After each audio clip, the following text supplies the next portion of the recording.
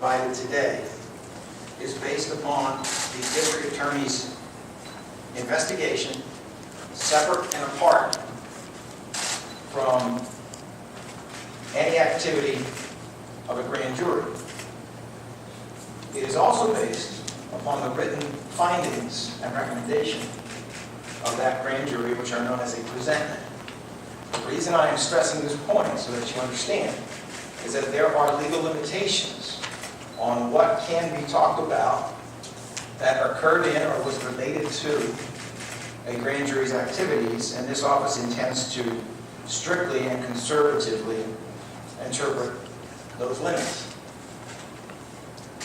However, when I say that we are talking about information that is based upon the District Attorney Office's investigation, that means an investigation that included review of copious police paperwork, video, forensics, and other materials that we had even before a grand jury did what it did.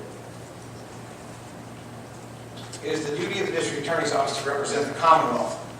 That means every person in the Commonwealth, and do justice, which includes speaking the truth, applying justice equally, and exercising power with restraint. The Commonwealth includes the family of David Jones. It also includes Officer Pownall. We are applying justice even-handedly today, and will do so moving forward. But we are also doing something that is regrettably unusual in the history of the city of Philadelphia, because this is a city, like many other American cities, where there has not been accountability for activity by police officers in uniform, especially when that activity involved violence against civilians. The grand jury's presentment has found that on June the 8th of 2017, David Jones was riding his dirt bike in the Juniata section of Philadelphia. Police officer Pownall pulled up to a traffic light at Whitaker Avenue in Hunting Park and saw David Jones cross Whitaker Avenue to pull into the parking lot of a nearby nightclub. Pownall, who was on duty at the time, was transporting 3 people, a father and his 2 children, to the police department's Special Victims Unit for an interview about a crime that was committed against one of the children. Instead of following police protocol and continuing to the Special Victims Unit, Pownall cut across oncoming traffic, pulled into the nightclub's parking lot, exited his patrol car, and approached Jones, who was with the dirt bike. Pownall next frisked Jones and felt a firearm on Jones, which led to a physical altercation. Pownall then attempted to shoot Jones, but Pownall's gun jammed.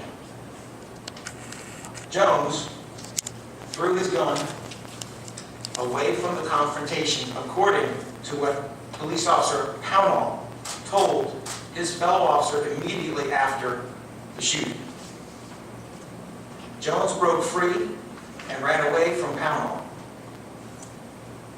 Video recovered from the scene shows that Jones was unarmed, and he never turned toward Pownall or gestured in a threatening manner during his flight, by which I mean during his running away. As Jones ran, unarmed, Pownall fired at least 3 shots toward Jones and traffic, hitting Jones twice in the back. Jones's body was searched at the scene. No gun was recovered on his person. Jones's firearm was recovered about 25 feet away from the altercation in the opposite direction from Jones's run, in the opposite direction from Jones's flight, approximately 25 feet behind where Pownall stood as he fired at Jones. The investigating grand jury found that by firing his gun in the direction of traffic, Pownall recklessly endangered other people in his vicinity that at the time of Jones's flight Jones was not a danger to anyone, and that Jones's death was not necessary to secure the apprehension of Jones. Pownall's arraignment has not been scheduled.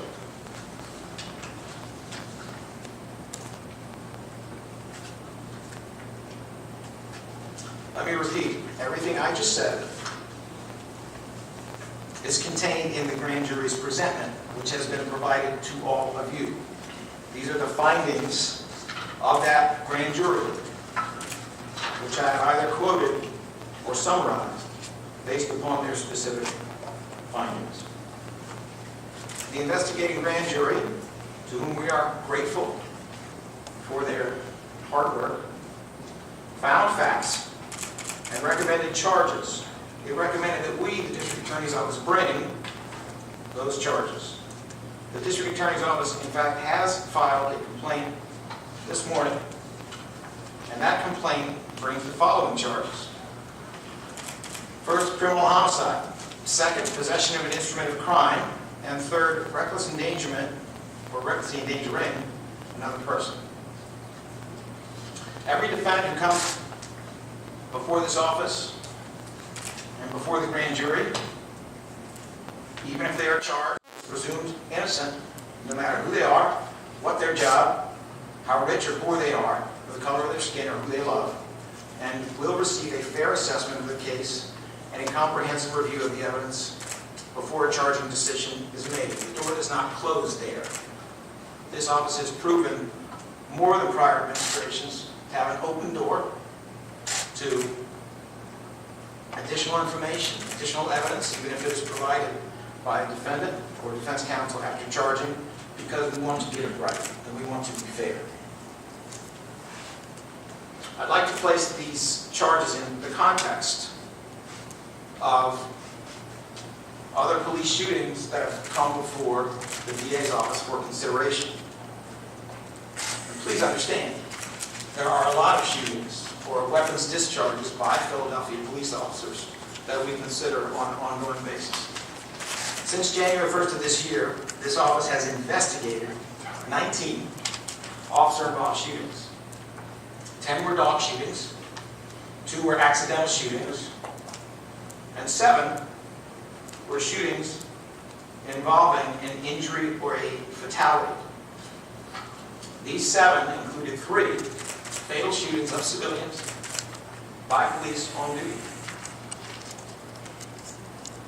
This case, the case involving the death of David Jones, is the first case in which this office has determined that there was a basis for criminal charges. And I stress criminal charges, because there are many, many, many events that happen that are tragedies, where the outcome is terrible, where there may or may not be an issue about discipline, and there may or may not be an issue about training. But that is not the business of the Philadelphia DAO. The business of the Philadelphia DAO is to consider whether or not a crime has been committed, and whether or not and how charges should be brought, which is what we have done here. I pledge to Philadelphians that this office will continue to review each case's evidence and use all the tools at our disposal, which in this case included the investigating grand jury, to make the right charging decision, as we believe we did in this case. Earlier, I spoke to Mayor Kenny, and I also spoke to Police Commissioner Ross to advise them of our decision. We have spoken to the family of David Jones, and the defense attorney for Officer Pownall has been aware that this day was coming for a period of time, so that Officer Pownall could be prepared. Officer Pownall has turned himself in this morning. I would like to give a special thanks to the entire Special Investigations team for supporting the investigating grand jury as they did their work. I would also like to give a special thanks to many members and many individuals in the Philadelphia Police Department, both those who work in the DA's office and those who work outside that office, who assisted us with our investigation. Some of that investigation, frankly, had to be redone or double-checked. There was some information in our initially obtained documentation that turned out not to be correct. And I'm grateful for the work that we were able to do through lawyers and in some cases police officers to improve that information. For those of you who are members of the media, please be sure that you have a copy of today's press release and the accompanying presentment. The reality of the presentment answers questions in many ways more fully than I can. And if you don't have one of those, please see a member of the communications team. They are here right now. Let me state one more time before I take questions that the information that I have provided today comes from two sources. It comes from the District Attorney's Office own investigation that was done separate and apart from anything done by the grand jury, and that comes from the written findings and recommendations of that grand jury. It does not come from anything that occurred in the grand jury or any information that was obtained by means of grand jury subpoena. It is very important in our efforts to make sure that the public is adequately informed about this case, to be clear that we are observing the grand jury secrecy requirements. Now, are there any questions?